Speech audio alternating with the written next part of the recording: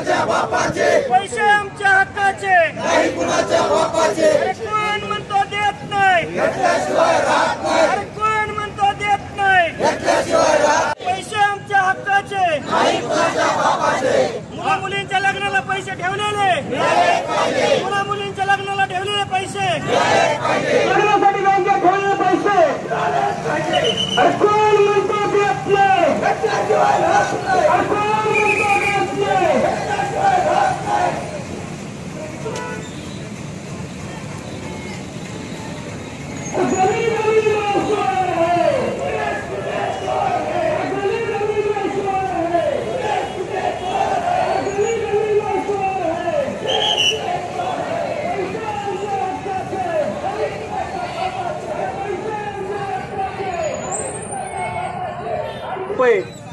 या बँकेमध्ये अडकले आहेत आणि 6.5 लाख लोक या ठेवीदार 6.5 लाख लोक या बँकेमध्ये यांचे पैसे अडकलेले आहेत.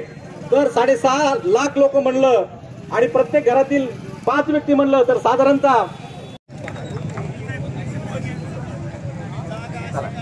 यानंतर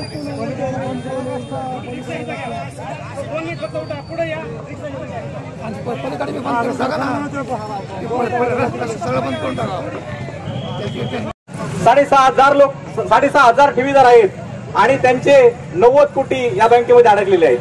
गेल्या 2 महिन्यापासून आम्ही हा लढा देत आहोत, पण प्रशासन, तहसीलदार, पोलीस स्टेशन यांना सर्वांना आम्ही निवेदन दिलं, पण कोणीच आमच्या गोष्टीची दखल घेत नाही. तर मला यामधून असं सांगायचंय की या अहो अशा नराधमांना तुम्ही शिक्षा द्या ना, का त्यांना मदत करतात. आता वेळेअभावी मी जाता जाता माझ्या बाल वारकरी संप्रदायाकडून तुमच्या या मोर्चाला जाहीर पाठिंबा देते. कुठल्या तरी पुढच्या भविष्यासाठी काही नियोजन केलेलं असतं आणि अशा नियोजनाचे पैसे ज्ञानराधा मल्टी स्टेट मध्ये त्यांनी टाकले होते आणि या सुरेश कुटे या व्यक्तीने जे काही या लोकांची फसवणूक केली त्याचा मी प्रथमतः जाहीर निषेध करतो आणि तालुका किंवा जामखेड शहराच्या वतीने मी या मोर्चाला पाठिंबा देतो. कारण प्रत्येकाने कुठली तरी व्यवस्था करण्यासाठी आयुष्यभराची कमाई प्रत्येक जण त्यासाठी झटत असतो आणि पैसा कशाचं पण सोंग आणता येतं, पण पैशाचं सोंग आणता येत नाही. पण प्रत्येकाला आज वेळ आहे आणि वेळेला तो पैसा मिळत नाही, अशी घोर फसवणूक झालेली अशा निर्माण होईल.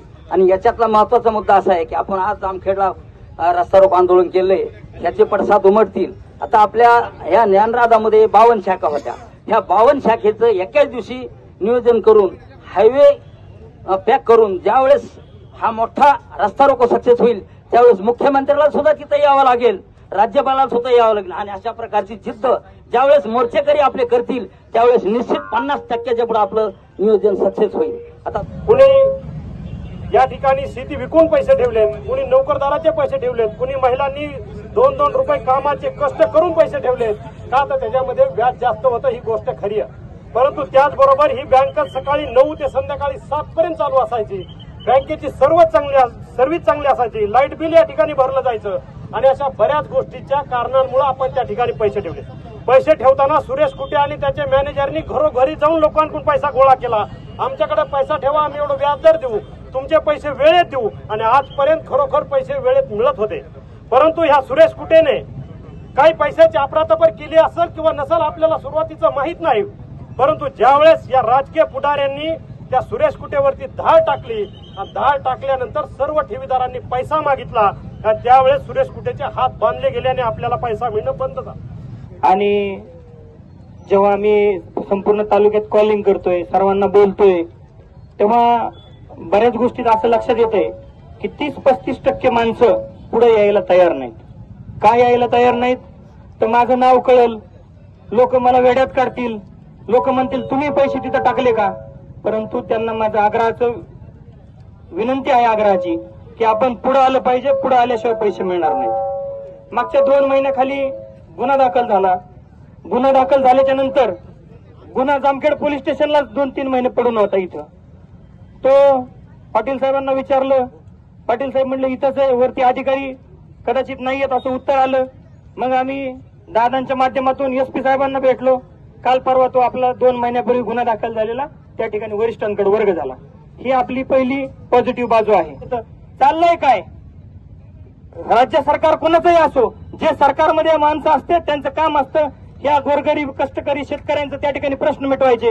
त्यामुळे माझी राज्य सरकारला आपल्या मोर्चेकऱ्यांच्या माध्यमातून मागणी आहे की तुम्ही आम्हाला जसं मोदी साहेब सतत गाजर दाखवतात, अच्छे दिन आएंगे, 15 वर्षात काय अच्छे दिन आले नाहीत, तरी या लोकांचे लवकर चांगले दिवस येते. प्रशासक नेमून ते 15 लाख आएंगे म्हणले होते, पण आमचे चांगले 200 कोटी घेऊन गेलेत आणि घेऊन गेलेत ते गेलेत, त्याला पक्षाचं बी घेऊन गेलेत.